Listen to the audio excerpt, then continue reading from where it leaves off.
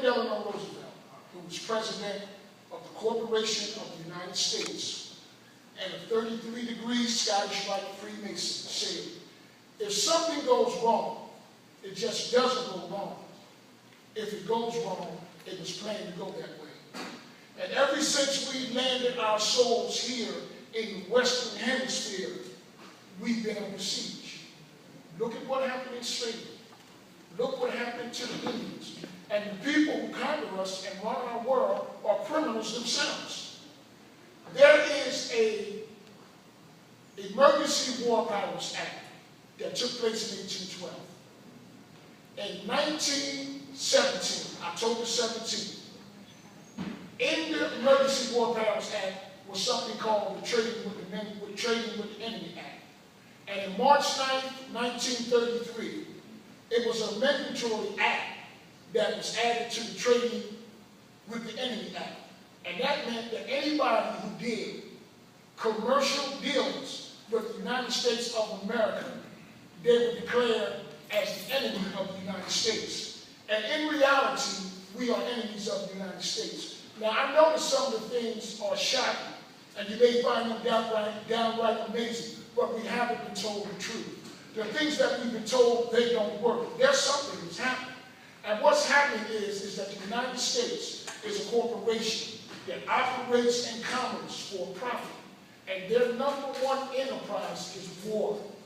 So the violence that's happening to us in these streets is not an accident. There's nothing coming out of the sky or nothing coming out of the river to change that. It's our lives. Nature gave it to us. And if we don't defend it, then we're going to lose it. And the mere fact that they rule our lives, these crazy people rule our lives, is an indictment against us. Because the fact of the matter is that the brain that we were given by nature, it was designed for us to use. See, whatever you empower, see, all the systems of the world is the priestcraft of the world. You've heard it say that if Satan casts out Satan, he's divided against himself. So how can his kingdom stand? That's why it seems as though that nobody has any solutions. Because all the institutions of the world work together to keep you stupid, because that's their real ticket. The world is like a crooked card game. If you come to my game, and I'm a card mechanic, all you want to hear is the game is only up and up. And you're satisfied with hearing it. If you don't know how to keep the cheat up off of you, and if you don't know how to cheat, then if the cards are marked, and if I'm dealing seconds, you are lost. Frederick Douglass, one of my great scholars, said,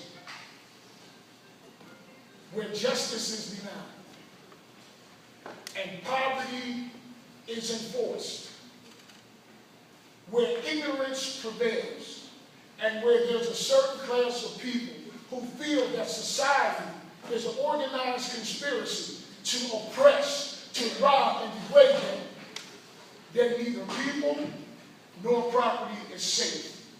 That's all coming to fruition. We are entertaining our lives away while the skies are cloudy. If we don't do something about the people who run our lives, because this is what it's all about, we don't have any say in anything. They tell us what to do, and we're like bobblehead dolls, and we act in accord. But the fact of the matter is that we have to empower ourselves. Because whatever you empower, I don't care what it is, whatever you empower, by virtue of you empowering it, you automatically disempower yourself.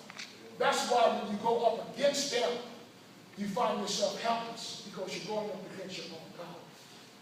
Now, our status in America is that we're mere property, and property doesn't have any rights. And that's why when something happens to us, there is no concern. Because according to them, we're just property. The Dred Scott case versus Sanford of 1854 to 1857 showed that we're nothing but property. But at the same time, our leadership is telling us something altogether different. We have to take our lives back, and we have to get our hands out of the hands of these wicked people. We've all heard it said that whosoever is a friend of the world is an enemy of God, and we're friends of the world.